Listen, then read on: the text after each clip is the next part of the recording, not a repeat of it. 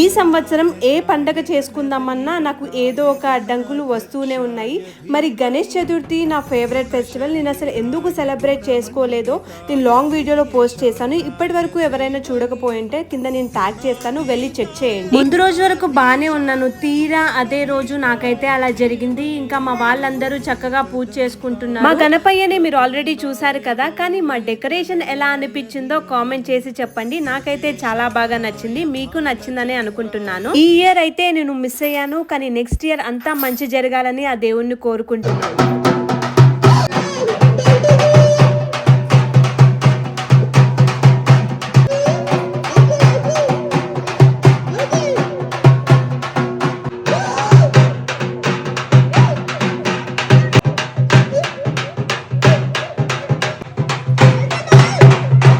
ఈ వీడియో నచ్చితే like, share, subscribe చేసుకోవడం మాత్రం అస్సలు మర్చిపోకండి.